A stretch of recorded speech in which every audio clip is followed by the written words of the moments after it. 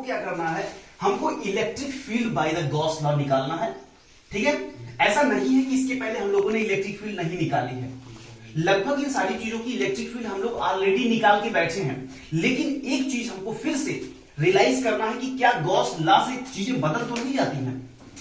तो Gauss law से चीजें आसान हो जाती हैं। वहां पे तुम बड़ा सा इंटीग्रेशन डिफरेंशिएशन करते थे, फिर लास्ट में जाके तुम सा रिजल्ट पाते थे। अभी गॉस से कितना आसान हो गया जरा देखो। सबसे पहला हमने इनफाइनाइटली लॉन्ग वायर ले लिया। जब इनफाइनाइटली लॉन्ग वायर ले लिया तो सबसे पहले हम लोग क्या बनाएंगे, गॉसियन सरफेस बनाएंगे। वो जो गॉसियन सरफेस आपने बनाया, उस गॉसियन सरफेस को देखा तो वो हमें मिला सिलिंड्रिकल। अब सिलिंड्रिकल अगर गॉसियन सरफेस बना है तो उससे इलेक्ट्रिक फील्ड बाहर जा रही है।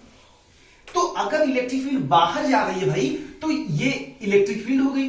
तो इसका जो कर्व्ड सरफेस एरिया बनेगा, जिसको पृष्ठीय क्षेत्रफल आप लोग बोलते हो, कर्व्ड सरफेस एरिया जो बनेगा, उससे इलेक्ट्रिक फील्ड का जो एंगल होगा वो 0 डिग्री होगा, क्योंकि डायरेक्शन सेम है। ठीक है, यहां ऊपर भी एक सरफेस बनेगा, ऊपर उसका एरिया वेक्टर ऊपर होगा और इलेक्ट्रिक फील्ड इधर होगी, तो इसके बीच में एंगल कितना होगा आपका, 90 डिग्री होगा।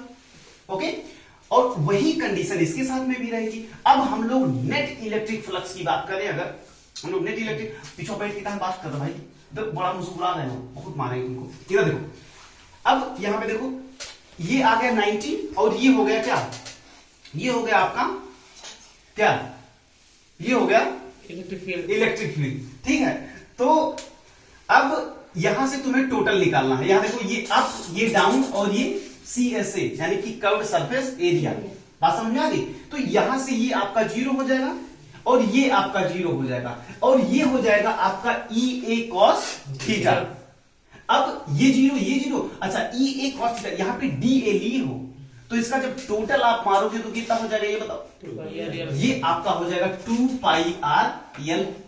अब फाइव टोटल बराबर E 2 पाई RL हो जाएगा। तो E यहां से टोटल निकालोगे तो Q, अच्छा अब आ जाओ गॉस से। अब गॉस क्या कहते हैं, गॉस चाचा क्या कहते हैं यहाँ पे, ये कहते हैं Q in upon epsilon not, Q in upon epsilon not, यही तो बोलते हैं वो। अब यहां का जो फ्लक्स निकाले हो और जो पहले निकाले हो फ्लक्स, इन दोनों को बराबर कर दो। जैसे ही इन दोनों को तुम बराबर करोगे, क्या मिलेगा, E डॉट 2 पाई RL बराबर Q inside upon epsilon not.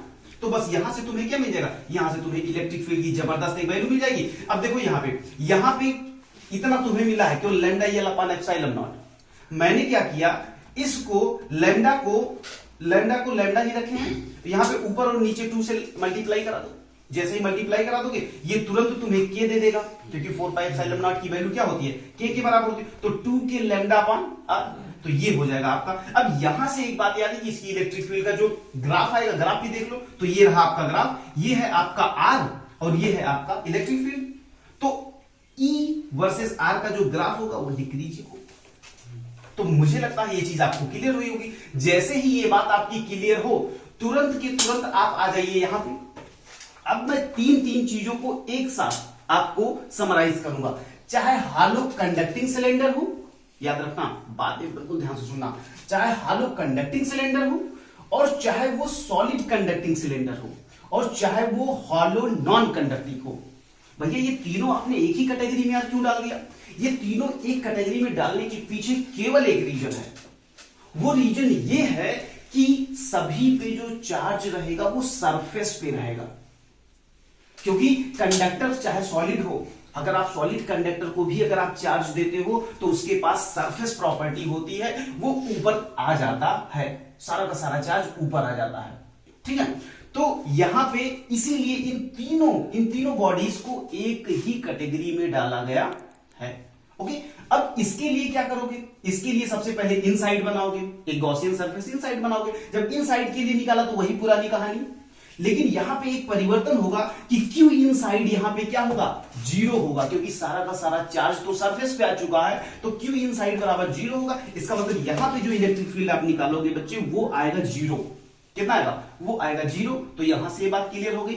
दूसरी चीज हम आउटसाइड बना ले, क्या बना ले, आउटसाइड। जैसे ही आपने आउटसाइड बनाया, फिर से कुछ ऐसी कहानी बनेगी, लेकिन एक बात याद रखना, आज वहां पे आप लाइन लिए थे, यहां पे आप सरफेस ले रहे हैं, तो सरफेस में आप हमेशा सिग्मा लेते हो, सिग्मा, और सिग्मा के बारे में सबको पता है, पहले लेक्चर से याद करो कि Q अपान A।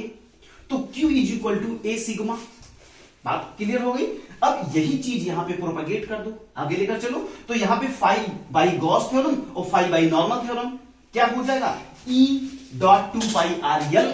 याद रखना ये स्मॉल आर है जो कि मैंने बाहर लिया है, कैपिटल आर ये जो छोटा सा सिलेंडर अंदर था उसकी बात अपन कर रहे हैं, ठीक है। तो यहाँ पे Q in upon epsilon not, तो यहाँ पे sigma A upon epsilon not हो जाएगा 2 पाई आर। अब यहां से जब इन दोनों को इक्वेट करोगे तो फाइनली तुम्हें मिल जाएगा E is equal to sigma capital R upon epsilon not small R. अब यहां से भी तुम्हें ये बात पता चली कि भैया अंदर अभी निकाले तो 0 था और जब बाहर निकाले तो 1 अपान आर का मैटर हमें मिल रहा है। इसका मतलब ग्राफ जो होगा यहां तक तो ये 0 पे रेंगता हुआ मिलेगा, बिल्कुल 0 से चिपका हो। उसके बाद सरफेस पे जैसे तुम आओगे बच्चे, यहां पे देखो आर बराबर जैसे ही तुम आर रखोगे तो ये दोनों खत्म हो जाएगा और मैक्सिमम इलेक्ट्रिक फील्ड मिल जाएगी सिग्मा बाई एप्सिलॉन नॉट। और sigma by epsilon not maximum का मतलब बिल्कुल टन से यहां पे खड़ा हो जाएगा, यहां पे समझ में आती बात। और उसके बाद यू, फिर ये डिक्रीजिंग ग्राफ आपको मिल जाएगा जब आप बाहर की बात करोगे। तो इस तरह से सुनो ध्यान से, मेन बात ये थी कि तुम्हें ये बात याद होनी चाहिए। कौन सी बात, ये बात याद होनी चाहिए कि अगर कभी लाइन चार्ज आपके पास में है तो किस तरह से इलेक्ट्रिक फील्ड का ग्राफ पे बहुत फोकस करिएगा, क्योंकि क्वेश्चंस यहीं से आते हैं। ये तो बोर्ड मटेरियल है, मान के चलो कि ये बोर्ड मटेरियल है, एनसीईआरटी में जबरदस्त ढंग से इसको एक्सप्लेन किया गया। तो इसको अगर कोई भी छोड़ दे तो ये मान लो टेक्निकली क्राइम हो रहा है। और साथ में ग्राफ बहुत ज्यादा इंपॉर्टेंट है। नीट और जे में तो डायरेक्ट क्वेश्चन पूछ लिए गए भाई इससे, समझ में आ रही है। तो इसको बहुत सीरियसली लीजिए और इसको आप बिल्कुल कनेक्ट करिए, ठीक है। डाउनलोड करो।